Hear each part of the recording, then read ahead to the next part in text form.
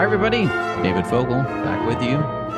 Back for another Symphonina Foundation podcast. I'm the CEO of the Symphonina Foundation. Usually I say that first, but we're going to mix it up a little bit today, apparently. On this Tuesday, it's been a busy few weeks here for me. Going back to podcast with Melissa Manchester last Monday and Callan Clark yesterday after a three-peat of Oklahomans. We get to leave Oklahoma today. You go up to Michigan. You go to our Symphonina ambassador for 2025, Jordan Jinosko, I should say, winner of the 2024 Best Symphonina of the Year award, previously runner-up in that same award, and leading our album Ascension, Symphonina Rising, which is due to release on Friday, July 25th. If the fates allow, as they say, hopefully, Spotify and everybody will do as we've instructed, or at least requested. And Jordan, it's just a pleasure to be back with you. It's always a pleasure to work with you, a pleasure to talk with you. What are you up to right now? Yeah. Hi, David. Thank you. Yeah, it's always a pleasure to work with you and pleasure to chat with you. I have been really busy, busier than I even like to be a little bit. We were just talking before we even started recording about commissions and how, I'm actually working with a number of commission projects with a director out near you in San Diego, California. So I've been doing a lot in the sort of concert music world, which sometimes involves professional orchestras, sometimes involves educational groups, and there's been a lot on my plate. And I'll have a few works commissioned that will be performed and premiered this upcoming year out in California, out in San Diego, LA, San Francisco, that area. Well, we'll be sure to keep up on those, and hopefully, I'll be able to attend at least something from that. Cool. I would look forward to that. So, for your Symphonina number 2, which was the best Symphonina of the year in our contest last year. And by the way, everybody, we do support composers with a composer contest at the Symphonina Foundation each year. And the first prize is $2,000. The runner-up prize is $1,000. And then we also endeavor to have the winner and runner-up recorded live and put on our album each year. This last year, we also rewarded our third place finisher, Christopher Reed, with $500 and also had his work recorded live with Budapest Scoring. And we recorded Jordan's with Budapest Scoring as well. Now, that was your Tales from the Aviary. And I do know that was a commissioned work, not just a contest entry, but a commissioned work. So tell us a little bit about the origin of that work. Yeah, absolutely. One of the things I love about writing music is the opportunity to travel out when I can to the performances of different pieces. And I wrote a piece, my first collaboration with the Symphonina Foundation was my piece, Three Sketches of Unblemished Earth. That was my first Symphonina. And that work was performed by a group out in DC, a really, really amazing orchestra that was run by Strathmore, which is an arts org that has a venue that the Baltimore Symphony plays at, the National Philharmonic Orchestra out in DC. They play there, but they have a number of educational groups, and and one of their orchestras, which is called the Maryland Classic Youth Orchestra, they performed one of my pieces. And I traveled out to this performance, and I was actually really just blown away by the level of the group that they were playing at. And I started chatting with the director, and he asked, "Hey, what projects are you working on?" I was saying, "Hey, I'm doing this with LA Phil bassist, and this with Rochester Phil, and different groups in New York and all over." And he said, "Oh, great! We'd love to get on your schedule for a commissioned piece." And I said, "That's awesome." So Strathmore put together some ideas and some funding, and that piece was born, which became Tales from the Aviary. They wanted a piece for one of their final concerts of the year that would be about birds and would sort of take you on a journey of sorts. Very programmatic in a sense. Christopher Sands is a friend of mine, and he's really great. And he does the most incredible programming where he not only creates a really beautiful arc and journey through programming, but also does lights. He, actually does all the lights programming himself, planning out what colors are going to be when and, where, how, to support his shows. And he gets a number of people to attend, and it's just always really, really exciting to see that show live. So he wanted to do something special for one of these kind of shows, and I was totally down. And yeah, it was premiered and recorded beautifully in at Strathmore. And then you and I, David, had had a wonderful collaboration on my first Symphonina, the three sketches. And I thought, let's let's see if we can do this again and see how the Yeah. judges feel about this piece. I did some mock-up with sample libraries, and we got lucky, I guess, that the judges liked it, and we were able to keep this thing going. Yeah. Now, just for the record, when we say we, I appreciate you giving me credit, but let's say credit where it's deserved. So I had nothing to do with your composition, but we did work together to get the mixing the way we wanted it for your Symphony number one. And you decided you wanted to work on the mixing for your Symphony number two, which was thankful. I was very thankful for that actually, because I had to work on my own mixing and Christopher Reed's mixing and Alexander Yeah. Uns's mixing. So it was It was a very good nice opportunity that you took. too. Yeah. I think, like to open a session and look at the Decatree and, just and all the other spot mics and everything and Yeah, just 40 sort of plus like, hey, microphones. So, yeah, a lot of microphone positions and just say, hey, like, let's make the sound as good as we can. And then you and I were able to have Zooms back and forth and sort of compare notes in terms of how we were making everything. And yeah, it was really fun. It was a really good opportunity. yep. And the other thing that we got to collaborate on again this time was the cover design for Ascension, Symphonina Rising. Oh, yeah, that was fun. And it's a tribute to your piece as the birds are ascending. It's our ascension. Oh, thank you. So we appreciate all that. Let me ask you a question when you're talking about how commission works come to you. It sounds like sometimes they just come to you. You're having a conversation and someone says, Mhm. "Yeah, we definitely want to hire you." In the world that I've come from, not just in music but in engineering or whatever else as a consultant, that's not usually that's not usually the way it happens. Usually Yeah. you're busting your butt, as they say, to try to find the next Mhm. gig. So Yeah. what tips have you could you give others, and what things have you found that worked for you, things that don't work for you? I guess everybody could be different depending on your personality and your skill set and what you want to do, Yeah. but what is it that works for you? I think I mentioned last time I was on this podcast that showing up can be a big thing.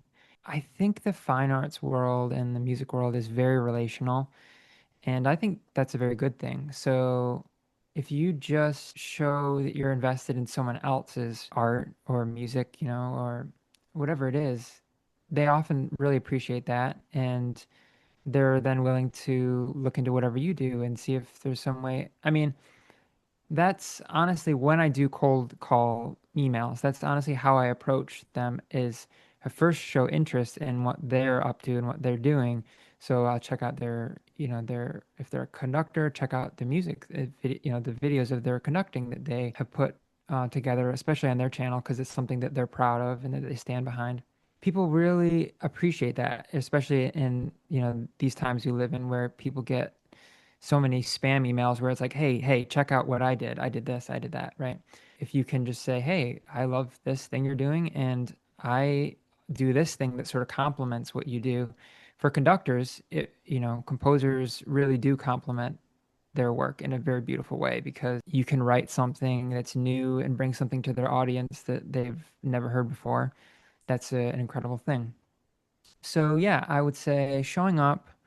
I mean, I message people. I think I mentioned last time, I'm not afraid to message anyone. I've messaged Gustavo Dudamel and all sorts of different people. But I would also say you can also be sort of busting your butt, like you said, a little bit more aggressive with what you're after. And I think traveling out, zeroing in on a specific person who you think would be a really great collaborator and really trying to spend time with them or basically convince them that you'd be a great addition to their team, I think can be great. And then also the fine arts world and I've found that the music world and classical music world is very donor based.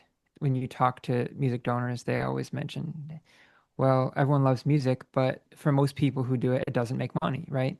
And that's something that they're very aware of. And that's not necessarily a problem. It's just something to be aware of and that they're very aware of because they're wanting to give away money to people who are doing something great. Yeah. So that's one of the cool things about showing up to events. If orchestras are performing my music, I'll show up. And if there's like a special dinner event or something, that a lot of times means that there are people there who will be wanting to support the arts and patrons, and just meeting with them, chatting with them, finding out about their life. A lot of times they're wanting to find more people, artists to support. And that's sort of how it happened at Strathmore, right? Like I not only met the director, but I also went to their Comcast lounge where had a reception for different people who were supporting their mission, and chatted with them, and they asked me questions, and then I told them, "Oh, this piece that you're about to hear is inspired by my trip on the Appalachian Trail." And oh, wow, they're super interested about that, and had a million questions. And at the end, I said, "Hey, Ed, who's now my friend, and I've visited him a bunch of times in DC. Ed, tell me what you think about this piece and how you feel about it after the concert." So he like knows that I really do appreciate his advice as well, and his thoughts. Yeah, so I think there's so many different ways to approach it, but at the end of the day, um, being sort of social, being of course, it's sort of a given to be dedicated to your craft and create the best work that you can. But then outside of that, being sort of social and reaching out and just making something fun together, kind of like what we've been doing with the foundation. Yeah, it's a tricky balance, isn't it? Because you have to work on finding the work, then you have to do the work, and you have to hopefully practice on what you're working on and improve your Hmm. composition skills. And Yes. maybe also, if you're an instrumentalist, you got to practice your piano or your saxophone or whatever it is that you do. Yeah. No, and sometimes yes, those interests sort of pull at you in different directions. Yeah. So I was just talking to Ed, the one of my friends who supported that piece, Tales from the Aviary, commissioned it. And he said, "Oh, I saw you have a performance in New York City coming up, and I'm gonna fly out, and maybe we can meet up." And then, a few weeks before that happened, "Ed, I'm so sorry. I'm actually not going to be going to that performance after all, because I'm writing a piece for an arts org in London that I'm trying to finish." And it's like I feel so bad because Hmm. I have friends and I want to see them and I want to do everything, but it's like there's not time to do everything. Yeah, and So share that moment with them too. You mentioned showing up, and we were very happy to support you in your Carnegie Hall debut, I think it was, for yeah, three thank you. sketches of Unblemished Earth, your Symphonina #1 earlier this year. Tell us a Mhm. little bit about what that experience was like. Absolutely. Yeah, thank you so much, by the way, honestly, for making that trip happen. That was one of those trips where it was like, with the way my funding works for each year, I have a certain amount allocated, and I'd basically gotten through all that. And then I had a sort of surprise Carnegie Hall performance that happened, and I was like, "Oh, okay, I'm not going to that. That's just not going to happen." And then you and Gary and Daniel and the foundation said, "Hey, let's make this happen." And you sent me there, and it was super fun. Not only that, my wife, and she got some pictures and video and everything. And thank you. It was really beautiful. It was actually my Carnegie Hall debut. So I had never had music performed there before. For those who aren't, I know you've been there because the Carnegie Hall is sort of related to the origin story of the foundation in a sense. In a little But bit, yes, that's true. yeah, for those of you who don't know what it's like to be in Carnegie Hall, it's one of those older American institutions, older buildings. And it's from that sort of Gilded Age. And I think it was Andrew Carnegie, right? Who put money aside for this beautiful building. And when you walk in, it's beautifully lit. Sort of everything's ornate and there's gold finish on everything. And it's just, it reminds me of Kodak Hall in New York, where I grew up in Rochester. Eastman Theater. And the concert halls from that time have this just really inspiring quality.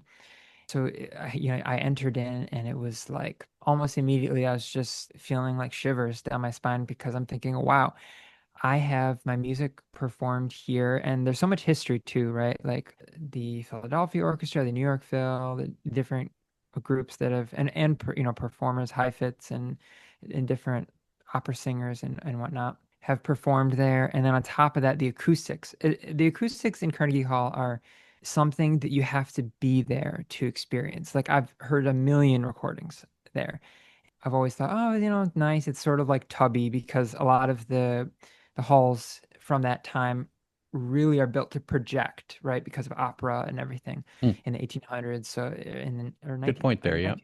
Yeah. So Yeah. they're very like so they're very echoey and very live and very wet. And now like when you work with Budapest or you go to Abbey Road, it's sort of the opposite in a sense. It's much more clean, and so you have flexibility. You can just decide how much reverb you want and all that.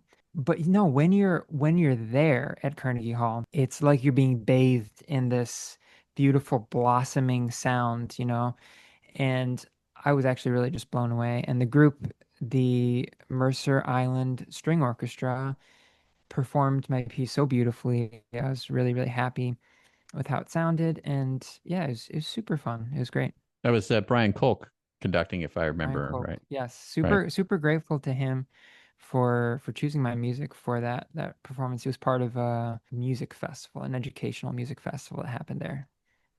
We'll have to try to get Brian on the podcast sometime. Hopefully he'll be Yeah, available for 100%. us. I I would wonder love to. what Yeah. he's up to, right? Do you keep in touch with him? Yeah, a little bit. Not as much as I would like, but Okay, well now you have an excuse again. We can try to invite him yeah, to come on the should. podcast. Yeah. Do you have Symphonina number 3 in the works? I do. Yeah, it's we were talking about commissions before we started this video, and I was talking about stuff that I have going on out near you, and there's a director named Matthew Mulvaney who is a director in San Diego. He does Mira Mesa Orchestra, he does the San Diego Youth Symphony, he does Coda, which has also commissioned another piece, California Orchestra Directors Association. But he commissioned a full orchestra version of a piece I wrote for the National Parks Compositions Project. It's called Of Fire and Water. It celebrates Yellowstone National Park, and it's three movements, and it sort of goes through the history of Yellowstone.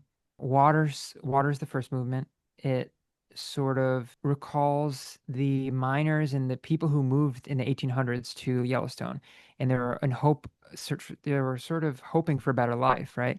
And the water and the gold that they could find in the water in these lakes and streams was the key to that, right? So there's the first movement's very longing, and it has a lot of sense of hope. The second movement is fire, and that's the geothermal aspects of Yellowstone, right? There's the Yellowstone caldera. So eventually, the Yellowstone whole park is really going to explode, Let's hope and not, but it when could for we sure. well, yeah, I mean, from what I understand, it's the whole Yellowstone Park is basically a giant super volcano. Correct. And and if and when it explodes, it could mean catastrophe not just for the continent but for the world actually because it's so Absolutely. huge. Yes. Um, so fire, yeah, it's super. That movement is super, just exciting. It's mixed meter and it's like, bold and has a little bit, almost like a hint of like vintage action music, like Mission Impossible kind of thing. Okay. So that should be fun. And then the last movement is spirit, and that's like the spirit of all the people who have traveled out to Yellowstone throughout the ages, and it's just sort of a beautiful, conclusive, sweeping melody to sort of conclude the whole thing. So I have been yeah, there. I've been there late in my life, really. I wish I had been there earlier. Having got there later, I like, dang, I should have been here earlier. But I know I, it's so but beautiful. but I can hardly imagine, like for the early people who like even the 1800s, let's say, people coming into that terrain on covered wagons. I mean, goodness, Yeah. that is not terrain that you want to go over in a wagon with no shock absorbers and a horse leading you around and thinking that's the best you can do. That's pretty tough terrain. So I have a lot of admiration for everybody 100%. from back then who just dealt with the day-to-day living. There was so much, and that's sort of what I cover in the first movement and touch on, is they endured so much hardship in terms of like diseases. They didn't really have medicine to treat the diseases. There was incredibly harsh weather. Yeah. I haven't watched the show. I know there's a show out, Yellowstone, or what is it, 18 It's something. I haven't watched it either, honestly, but Yeah. yes, it's a famous show and it's a very popular Um, show. I haven't seen that partly because I knew I was going to be writing a piece and I didn't want to be That's influenced. a good idea. But yeah, they endured so much, and it's super super fascinating to look into the history of it. Like I used some of the art by one of the initial explorers. There's like Lewis and Clark expedition. Well, there was something similar that happened at Yellowstone, and one of the surveyors was an artist who literally just painted the area, and it's just gorgeous, gorgeous art. And that was sort of also part of the inspiration for that piece. So I'm gonna send it to you as soon as I, finish the orchestration and the mock-up and everything, and I want to see what you think of it. We'll definitely be looking forward to that. I think one of the things I really do appreciate about both the pieces that you've submitted so far, which is what I'm most familiar with from your work, is the effective use of brass. So, especially for me, getting into mock-up orchestration probably about 8, 9 years ago now, something like that. One of the things that I struggled with first, many struggles, Jordan, but one of the things that I struggled with first was how to really implement brass effectively. Yeah, Working out of a library, I use East West Library. I think it's very good. Everybody has their favorites or multiple favorites that you can work yeah, with together. Everything that I do for a mock-up, I always have in mind that I'm eventually going to get it recorded live. So I don't really yeah, have the vision of trying to sweat over every detail to get the mock-up to sound as good as a live performance, or to re-record something as our colleague Gary Gray would do to make it match some previous orchestra performance, live orchestra performance. That said, you do want it to be used as effectively as possible. And I'm mhm, just curious if there are any tricks that you learned along the way in your own composition studies for handling maybe each yeah, section of the orchestra. But again, for me, the brass was always the trickiest. yeah, 100%. That's something I've been thinking about a lot recently, and I've been sort of revisiting a lot of scores to look at the sound that, for instance, something that a lot of people might not think about is the key that you're in, right? That your pieces or your finale or whatever movement is in. That can make a really big difference in how the a section will sound, or how, the whole orchestra sounds. There's a reason that there's a lot of finales in the key of C, right? Because it sort of balances it's not because composers were lazy, right? That's something I used to look at. Oh, another finale in C. Okay, that's fine. I guess they were Mhm. just sort of bored. No, like, strings are sort of slightly balanced on the sharp side of things, right? Because G, D, A. So there are other open E, strings. So they're on the sharp side slightly, but C works pretty well for them. Brass is more F horn, B flat trumpet. And then you have in the woodwinds, it's more neutral, but there's some B flat, E flat instruments too. So C is like a beautiful balance. It's like the average, I guess you could say, where they sort of meet in the middle and they can all play really, really well and in tune, and they don't have to work really hard to do that. So yeah, I mean, getting brass to sound really good I think a lot about keys. I think a lot about ranges. Horns are always going to struggle to sound really in tune if they're playing in the very bottom of their register, right? Like low horns kind of used to be a vibe in terms of low horn chords in maybe like old Hollywood or like Wagner and opera and that sort of thing. Now it's like sort of, as we've had like really specialized orchestrators come into Hollywood and whatnot, it's become less and less of a thing because people are so aware that, hey, trombones can do that a lot better, and they'll sound a lot more in tune. So little things like that, I would say, are things I've been sort of starting to notice as I've been traveling around and hearing my music, and I've been sort of revising it too, like as I've been hearing different groups play it. I think it's cool to have the opportunity to hear your music performed, yes, by Budapest Scoring Orchestra, like one of the best scoring orchestras in the world, but then also like, a middle school group that is full of players who work really hard, but like they've only been playing for a few years, and you Right. sort of like you notice different things when you do that. And I think you become pretty well-rounded in terms of your orchestrational chops. Yeah, and I guess it all depends too on what you're writing and what and who you're writing it for, right? If you know it's going to be in the latter case where it's not seasoned professionals taking your work, Hmm. you're writing for a youth symphony. Some are great, We had Michael Yes. Repper on, he Grammy winner with the New York Youth Symphony. So some are great, Yes. some are aspiring to be great. So it Hmm. depends on what sort of intonation challenges you're giving, rhythm challenges. You don't want Yeah. someone doing a solo when they're not supposed to be doing a Yeah. solo, right? So it's 100%. one of those issues that we have to think about as composers. Like, what's the intent here, really? Yeah. And the other thing too, I think that like I don't know who necessarily what the demographics are of people who listen to this podcast, but if there are young composers out there, one of the things I would say that I didn't realize early on is that horn players especially and but like brass players in general, they're more like choir participants, right? Like they're more like a singing group almost in a sense than you would imagine, right? Like if you're coming from a piano background like I am, you're so used to like you press this button and out comes this note, right? Whereas like horn, you you're really envisioning the pitch. You're trying to use your ear to find the pitch. So if you're like having all these leaps all over the place and really odd lines or different things like that, it's going to be much more of a challenge. So there's like sort of a psychological aspect to the scoring, I would say, as well. It's not just oh this key works well, and Yeah. or this range works well. There's so many layers to it that I keep learning more and more. I'm definitely not arrived. I'm sure I could learn more from a lot of people, including yourself. Well, and vice versa, Jordan. I think maybe it sparks an idea as we have unlimited time, Jordan, you and me, and everybody else involved in the Symphony Yeah, Foundation. Maybe we could have like 100 tips for orchestral composers, like two that'd be minutes long or fun. something, and I'm sure we could fill them up, and then we'd have to remind ourselves of them probably because they're easy to forget until you remember them again. Like, oh So yeah, true. you know, I did know Yep. that once upon a time, and now I'm being reminded of it again.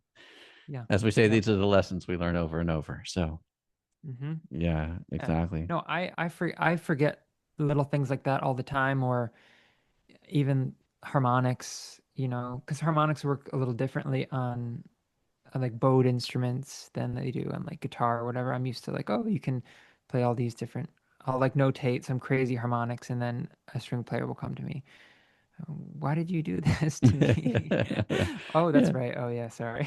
Well, before we wrap things up, let me ask you about that. So, do you have individual musicians who you tend to go to collaborate with to check you on things like that, or to just check on playability, or does that Uh, just come and go as you meet people?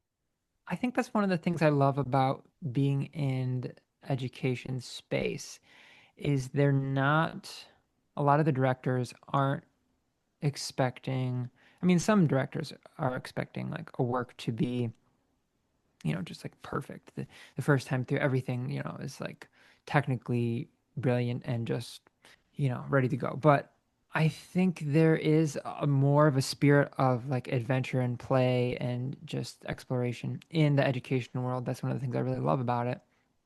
So when I'm working with Rachel, Jason in Boston, or Matthew in California, out in San Diego, one of the things that excites them is the idea that, hey, like I'm not only writing a piece for them, but there's going to be this collaborative process where I'm going to push the envelope a little bit in terms of different techniques or different ways to score things, and we'll try things out.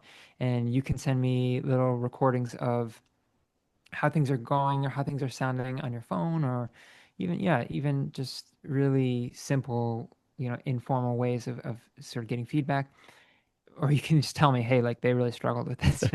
Right. And then I can say, okay, like I'll go back to the drawing board and make little changes here and there, and like I'm learning, they're learning, and we're like creating art together, as a team, and I find that really appealing as well. So, yeah, I would say that like not being afraid. I don't know. I guess I'm just not afraid to make quote unquote mistakes and to try out new things, Hmm. as I once was, if that makes sense. That's good. That's experimentation's important, and what are the ramifications of a mistake anyway, right? I mean, Yeah. if it doesn't Yeah. cost you very much, go ahead and try. 100%. I think you told me recently because I was telling you how that my edit for Budapest had 10,000 cuts on it, right? You're like, Yes.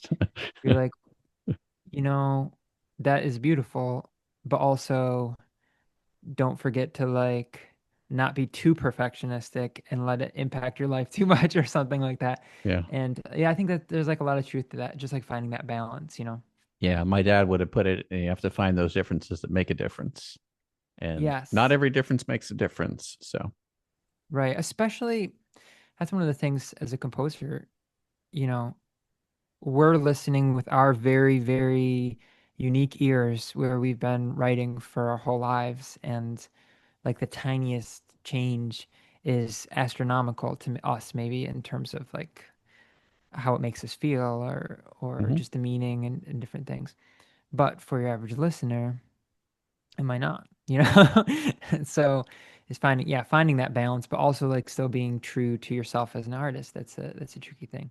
Well, you did a tremendous job mixing. You did a tremendous job composing. The judges recognized that. They gave you first place. It was well deserved. Oh. So, congratulations on all that. Jordan, if people want to get in touch with you, what's the best way to do that? I would say drop me a line. Find me at jordanjinosko.com. There's a contact form. I'm also on socials. You can, add me and I'll probably accept it and just and start, chatting and we'll make something together.